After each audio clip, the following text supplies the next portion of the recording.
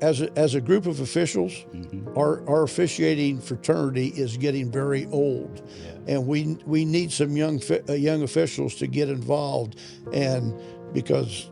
And we need to train some of them. I've got a real good friend, Mark Baltz, who worked in the NFL for 25 years. He has a company now called Reps, and they go around and they have curriculums for high schools to teach people how to referee, how to officiate the way the game should be officiated.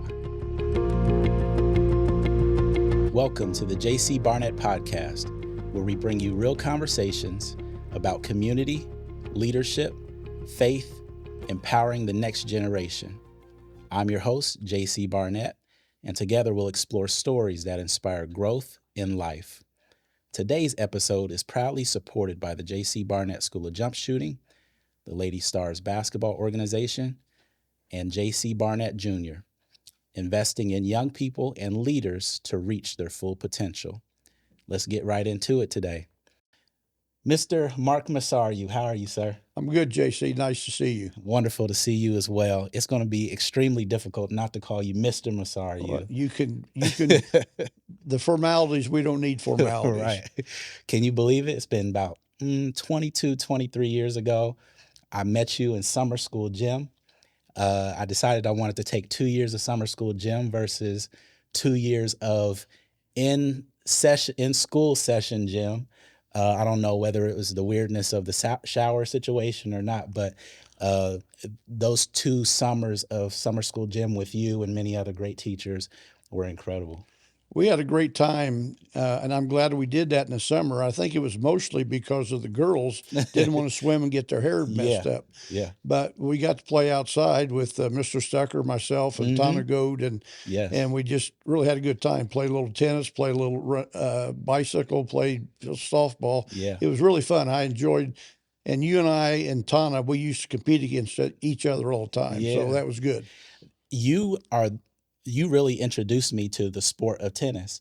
You remember my buddy Bruce McDonald? Absolutely. We were football players. I think those 2 sports usually conflict during the school year, so we never would have had an opportunity to be tennis players. But if I had not been a football player, I probably would have pursued tennis simply because I enjoyed and fell in love with the game playing with you in the summertime.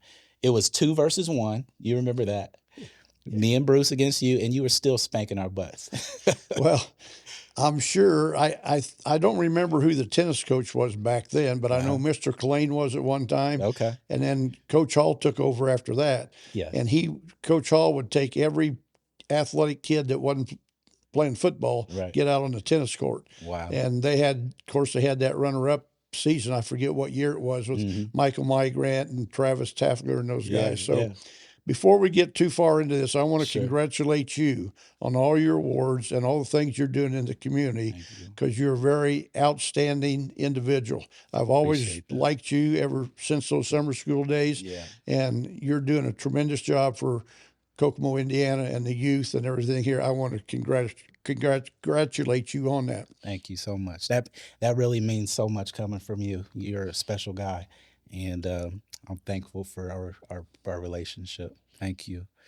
Sir, you have had a remarkable journey in sports. Of what I know of you, all of the conversations that we've had, you've had the opportunity to share with me some very special things about your career. But the thing that stands out the most to me about that particularly, it's not necessarily about what a person does, but very much about who the person is behind what they do and the reason for what they do. And so from a 3-sport athlete in high school to a 30-year collegiate career as a referee, take me back to the very beginnings. Take me back to the time that when you grew up and your early experiences to this point. Well, I can go back about 78 years now, but my dad was a teacher and a coach. My dad was a teacher and a coach at Ben Davis High School. Wow. So I grew up on the sidelines. He coached baseball as an assistant coach. At different times, he was the head basketball coach and the head football coach. So when he was painting the locker rooms, my brother and I'd be in the gym shooting hoops, like you and your son would be doing. Yeah. And then when he became the head football coach, and I was out there on the practice field on the dummies, jumping around and doing all that kind of stuff. So it was in my blood for a long, long time.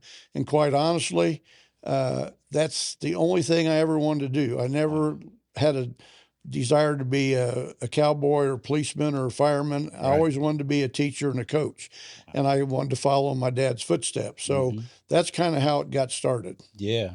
And I can identify so closely with that because my dad has been a tremendous figure in the community, a youth sport, an advocate, and from as far back as I can remember, he was the coach of the Powell football Chargers. And as early as 5 years old, I remember running around that Sycamore practice field.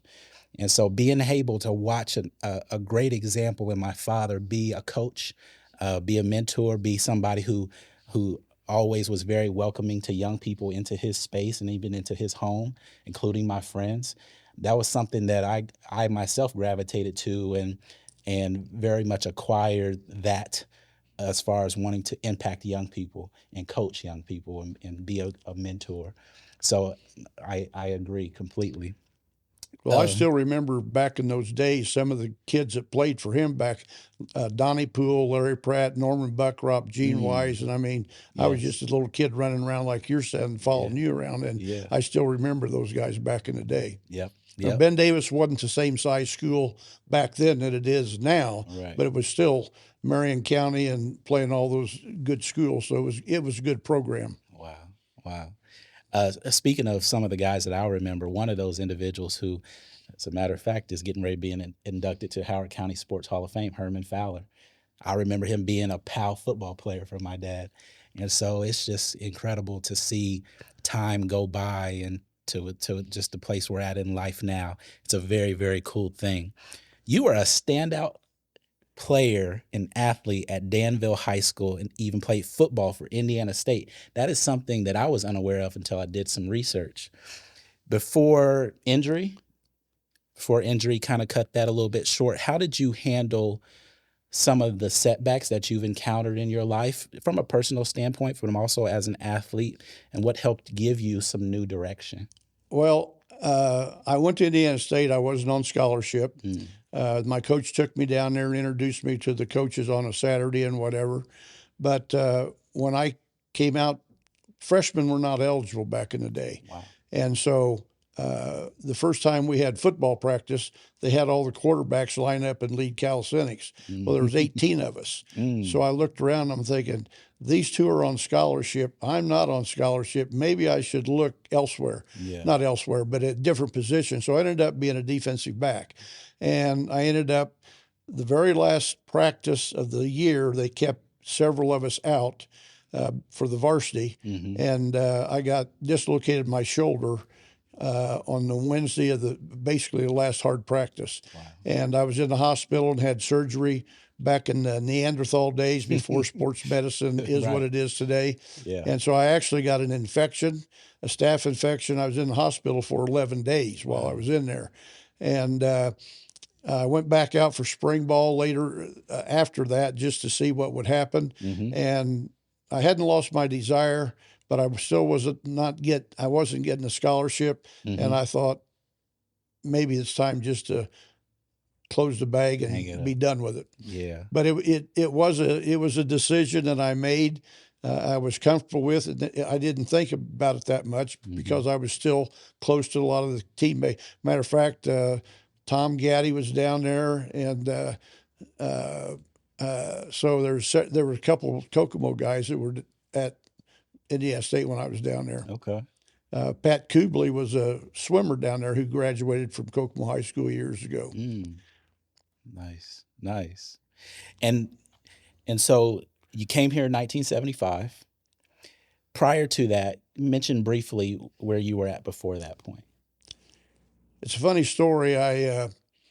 When I was in the PE building at Indiana State one day, I was walking through there, and our former basketball coach, Mr. Klee, he asked me if I have a job. And I said, no, I'm getting my master's and just going to go through. He said, well, they're starting this new school in Benton County called Benton Central, and they're looking for somebody to coach football. Would you want to go up there and interview?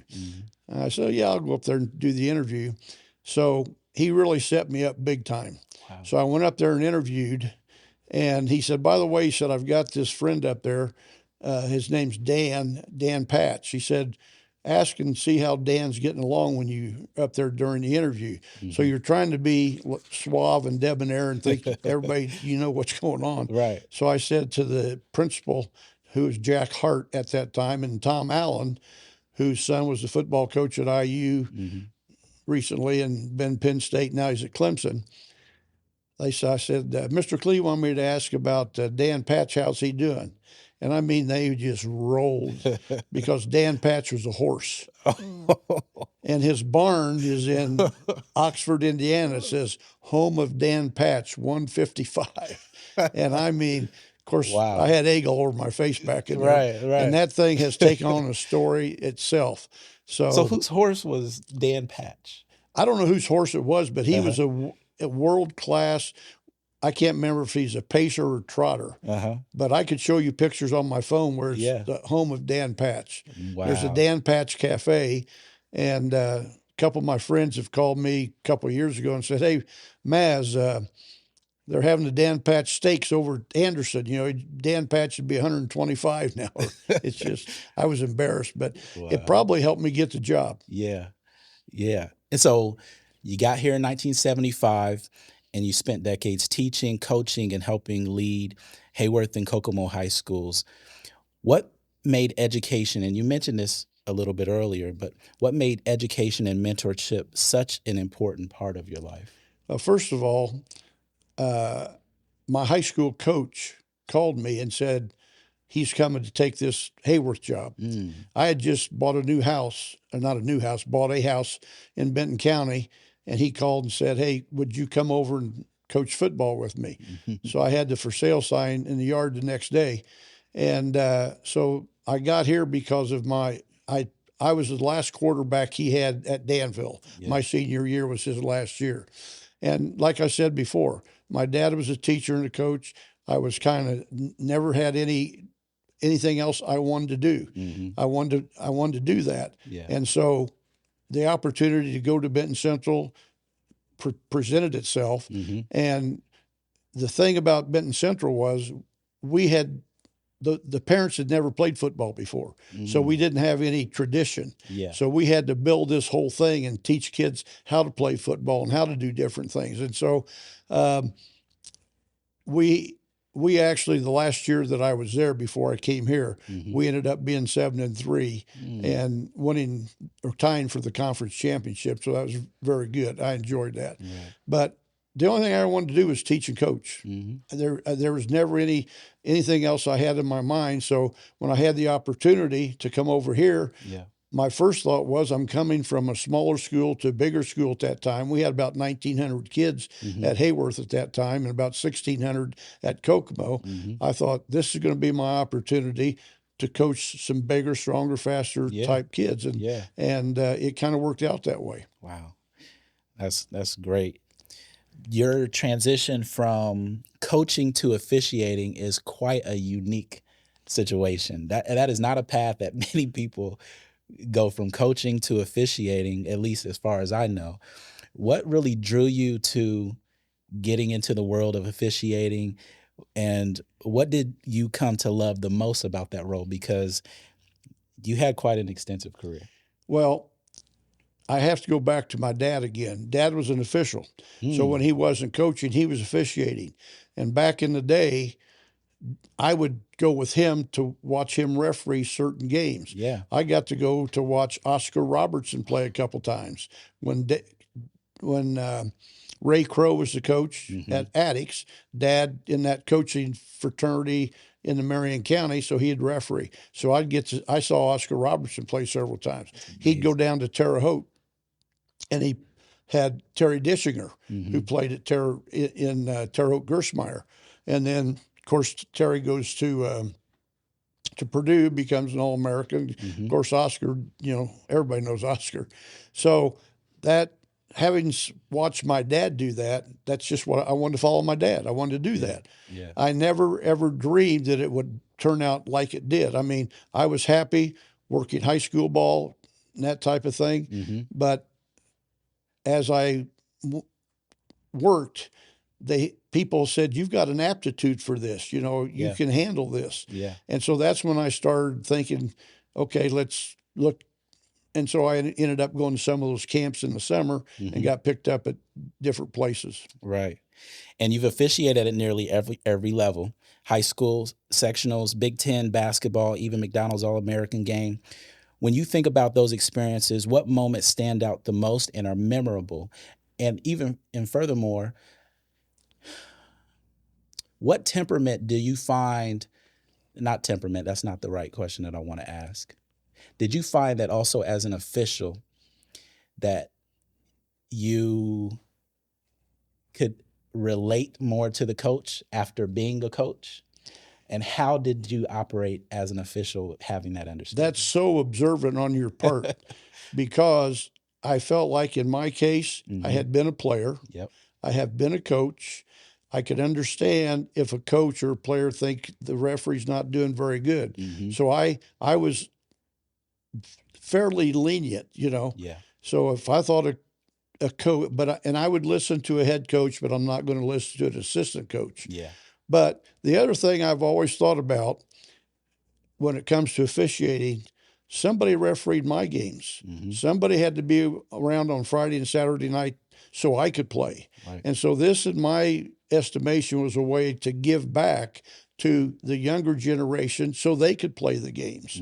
So that's kind of how I really started. Yeah. And then it kind of turned into, I started out refereeing. I've refereed some 5th and 6th grade games along the way. I've refereed intramural games in college.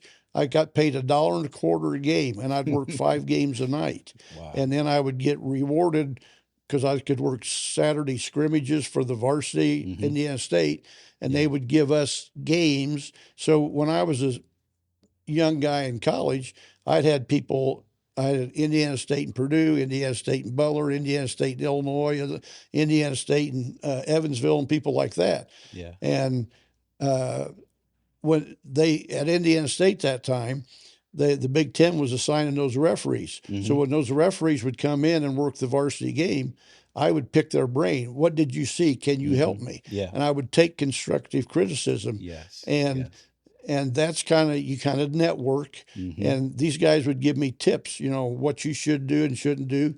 And like I said, I found out that I kind of had an aptitude for it, but you really had to go to the camps to get there. Right. So I ended up going to the camps and got picked up in several of the conferences, and that's kind of how it started. That's amazing.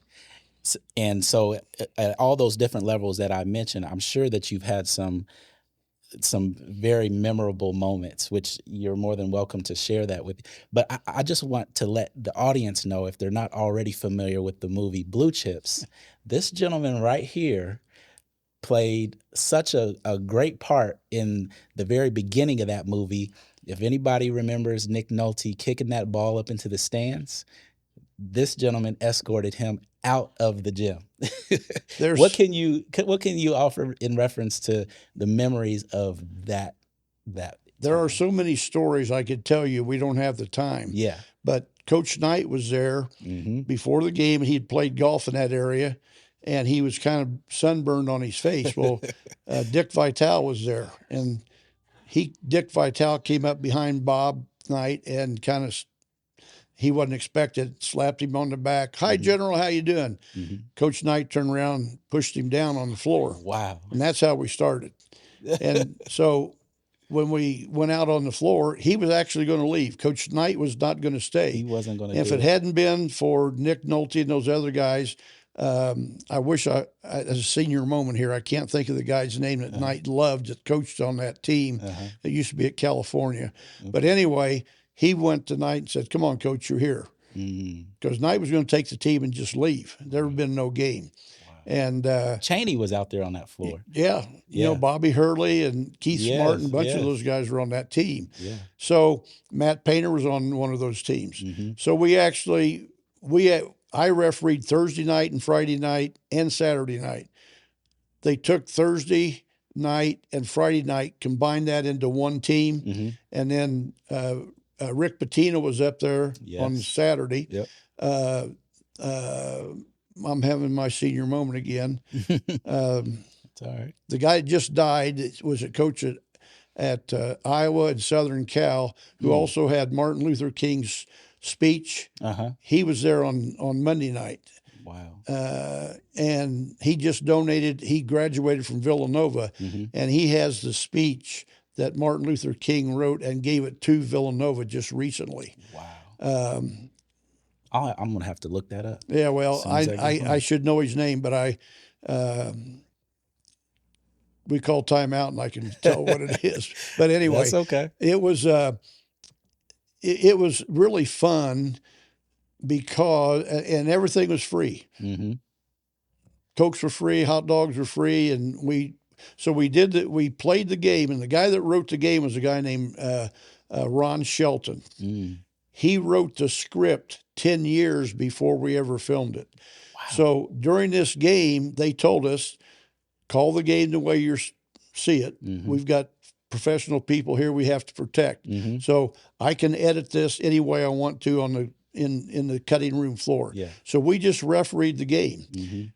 At the end of the game, Shaq is at the free throw line shooting 2 free throws. Oh, man. And we know he's not going to make them. Right. But had he made both of those free throws, the score would have ended up exactly like the guy wrote on a script 10 years before. Wow. And so, anyway, game gets over with, and the director, he takes the microphone and says, I know you guys are all Purdue and IU fans, blah, blah, blah. But he said, we need you to be Dolphins fans tonight. So we set it up.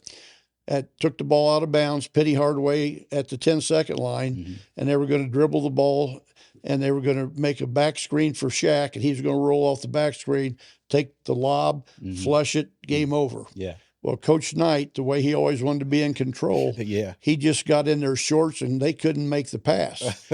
So he goes up and tells Bill Friedkin, who was the director of The Exorcist in this film, he says, he slaps him on the shoulder like he always does. Says, let's get it right this time. So we take the ball back out of bounds, and we kind of play defense, but not too much. Penny Hardaway has and then all of a sudden, Shaq comes off the back screen, big lob, flush it, game over. Wow. That's how it ended. But it was quite an experience. And then we only did the kick one time. We came in at noon on a Saturday and said, Nick Nolte said to us, look, you guys referee all the time. You know how to go about if somebody needs to be kicked out. So that we set it up that near the end of the half, you're going to squawk about a call, and you get it face to face with Eric Harmon or whatever. I'll go find the ball, and as I come back to try to be the intercede what's going on, the ball will be under my arm. Yeah, he grabs it and he kicks it up to the corner, and it was the guy came in, Freaky came in at halftime and said, we don't even have to do it again. It was too perfect. The ball went right towards the camera and just did it one time. Wow. That is a very memorable movie for me. I was a kid watching that growing up, had no idea that I would have a chance to meet one of the officials in the early part of that movie. But it's special to know that you were in that very cool Nick moment. Nolte was as nice as you could ever. I mean, I never saw him turn down an autograph or anything. He took pictures and all that kind of stuff. Shaq, the officials dressed in the same locker room that Shaq and the players were in. Okay. And Mr. Barsh, if you remember this, Bob Turner, who is now assistant coach with the San Francisco 49ers, he was dressed as a police officer. So when I came off, because I knew Bob from Indiana State, I said, Mr. Barsh is coming. Mr. Barsh came in the locker room, and I said, "Hey, Shaq's back there, back in the shower. Go check him out." So he comes out with these flip flops about this long. It looks like his towel looks like a wash rag on his back, But yeah, it was. But he was a very introvert back then. He wasn't like he is now. Right. But right. yeah, I got paid about because I kind of had the speaking part. I ended up getting paid about $1,000. Okay. But we didn't have to join the Screen Actors Guild. But if I'd have been in another movie, I'd have had to join the Screen Actors Guild. Wow. I wasn't good enough, so I didn't get movie 2. Receiving the 2019 Indiana Basketball Hall of Fame Center Circle Officials Award is a tremendous honor. What did the recognition mean to you personally after so many years of dedication to this game? It's quite an honor, and I was excited to get it because as long as like you've said, my career was very long. And for it to be recognized and people, it's kind of like the cherry on top. I've had a good career, but yet at the same time, now my peers have recognized this, and coaches know whether you are a good official or not. And I always had that kind of reputation. If I was on the floor, they knew that I was going to do a good job and have control of the game. And so it was nice to be recognized with that Circle Center Officials Award for sure back in 19. But that was the same year I got in the Howard County Sports Hall of Fame. So, and I'm not in the Hall of Fame. At the Indiana Basketball Hall of Fame, I am not. Okay. But I've only been honored as that Center Circle Officials Award. Gotcha. If I was a great athlete or a great basketball player, I could go in. But just as an official, they don't put officials in. Okay. But some of the officials that are in, like Steve Wellmer and Jerry Newsom, people like that, they also officiated, but they were very good players too. Gotcha. Okay. But so I am now I've been on the board of directors of the Hall of Fame, and now I have a title. I'm the executive vice president of the Indiana Basketball Hall of Fame for Northern Indiana. Wow. Okay. Thanks for clarifying, because my assumption is that anybody who receives an award associated with Indiana Basketball Hall of Fame is in the Hall of Fame. So that clears. Some people say that because my picture, name, and all that stuff's in there, but that doesn't change anything for me. By the way, if you're acknowledged by the Indiana Basketball Hall of Fame, you're a Hall of Famer. And that's what Coach Hall says, and that's what Mr. Barsh says. You're in the Hall of Fame. Yes. Well, I'm not in the Hall of Fame, but my name and everything is in there. But I'm not a member of the Hall of Fame. Yeah. What have you learned about people? What I did a long time, I always wanted to treat people fairly, but I never treated everybody equal because some people respond to different types of motivation than other people do. Yeah. But I also know that attitude is very important. Work ethic is very important. Yes. And if you just need to be upfront and honest with people, as I said earlier, I think people need to be able to take constructive criticism. Yeah. When I was refereeing, people would tell me do this or do that. I didn't shake my head and disagree. I always said, yes, I'll do that. Yep. If I felt it was warranted, I would do it. But if I didn't think it was warranted, I just would not do it. But a lot of people get argumentative about constructive criticism. They don't want that. Yeah. And so if you treat people fairly, it's, treat people the way you want to be treated. And that's the way I've tried to go about my whole life as far as people, if everybody was like you, it'd be just very simple. But just treat people the way you want the way they want to be treated. Yeah. That's all. Let's talk about family a little bit. I'm a family man. I love my wife. I love our 4 kids. And as extremely busy as life can get, career can get, the finest moment of my day is to be able to go home and plop down and to just love on and embrace them. Through your career, the demands and how did you find how to balance that in your own life? Well, I have a wonderful family. I'm the oldest of 6, so I've got 5 siblings. we have 5 kids, my wife and I, and we have 10 grandkids. Wow. And we just had a great grandson born on July the 8th. So family is extremely important to me. And you can't do the kind of things that I did without the support of your family. Yes. Because I coached football in the fall, I refereed basketball in the winter, I coached baseball in the spring.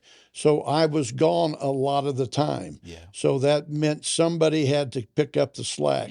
So there were a lot of times I missed some of my kids' activities and they allowed me to do that. Yeah. So without a supportive family, you just can't do that kind of stuff. And so now I'm trying to see as many of my grandkids' activities as I can. Yeah. I have a grandson that's going to be playing soccer at Notre Dame next year. We have a granddaughter that's playing for the state soccer championship on Saturday at Carmel. And I don't get to all those activities, but with 10 grandkids, I've got soccer, basketball, softball, different kinds of activities to go to. Yeah. But you cannot do it without a supportive family, and you know that. Absolutely. Absolutely. I just can't say enough about my family. They've been super supportive outside of my immediate family, my wife and my kids. I couldn't have asked for a better mother and father. Siblings are amazing, and they've supported me throughout everything. So I get you. I get it. My wife was my co-pilot because she would be sitting in she was not my navigator sometimes. Yeah. And we've had some experiences going to and from places when it's snow. You shouldn't even been on the road. And right. I think I stepped on the brakes one time and somehow she ended up on the floorboard. And she always said that I fell asleep at the wheel quite often. Yeah, it's crazy. You look back on your journey from small town roots to the big stages. What legacy do you hope that people remember you for? I just want people to think that I was a good guy, that I was fair and I was honest. I don't have myself put up on a pedestal. I'm just a guy that I enjoy people. Yeah. I'm a people person. And my wife, when we go places, she always has a book because she doesn't know who I'm going to run into and how long I'm going to be there. So yeah. I just want people to say that he was a good guy. Yep. He was a fair guy, treat everybody as they want to be treated. But yeah. I'm not special. I mean, I loved my career. I think I had a good career. And it's, there's people that work the Final Four that I never did. Yeah. But I've worked in the Georgia Dome when Stephon Marbury was there. Wow. I've been probably the biggest crowd I ever had was about 20,000 because we didn't use Lucas Oil like they do now. Right. But right. So I would love to go back and be about 25 years old and do it again. I would like to do that. And I would encourage everybody. As a group of officials, our officiating fraternity is getting very old, and we need some young officials to get involved, and we need to train some of them. I've got a real good friend, Mark Baltz, who worked in the NFL for 25 years. Wow. He has a company now called Reps, and they go around and they have curriculums for high schools to teach people how to referee, how to officiate the way the game should be officiated. Wow, that's great. That is great. Well, I'm in a position now, we might have to have some further conversation where we could collaborate on something and start developing referees locally. We need them. Yeah, absolutely. We need them. I wanted to throw out just a couple names because that McDonald's All-American game that I worked it on Easter Sunday. We had Eric Montrose, wow. Damon Bailey, Grant Hill. I wrote these names down. I think I dropped them on the floor. Ed O'Bannon and Cliff Rozier. Those are some of the guys that now that's been a long time ago, so some of the younger people may not know all of those, but they do know Bailey and Montrose and Grant Hill because he's on TV all the time. I'm always telling people I've had the extraordinary opportunity to play against Josh McRoberts. And some of these guys who I'm talking to at the Carver Center don't know these guys either. So Josh McRoberts, Greg Oden, Mike Conley, Eric Gordon, and by far Dominic James is the most impressive that I ever had a chance to play against. But yeah, I'm always just sharing that with people because it has zero to do with me and my ability, but everything to do with if you work hard, you might get yourself in a position to have experience playing against some of these very special people. Well, I know you follow this. I know how much you follow basketball, but you've seen what Austin Reeves has done this week. I know he's done very well. His dad, Brian, played here, was on the 89 team. Yes. Brian went to Arkansas State. Austin right now is lighting it up because LeBron's not playing and Dominic, the other Jokic is not. Luka, yeah, he's not playing. He's averaging. He got 51 the other night. He got 4, and last night he hit the winning basket with. They were down 1, and he had a little soft thing, and he's really on fire right now. Wow. Well, sir, it's been very special to have the chance to speak with you. I appreciate you having me on, and I hope I haven't ruined your ratings. No, not at all. You're only going to increase them. and you are the perfect example of an extraordinary human being living in plain sight right here in our community. So when you see Mr. Mark Masariu, please just approach him with love and kindness and shake his hand because you're meeting a very special person. So I've been very blessed.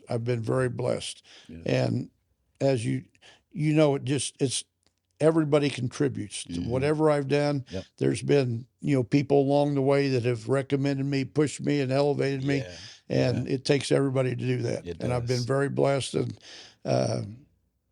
I'm happy to be on here with you. You're one of my favorite people. You know that. Yes.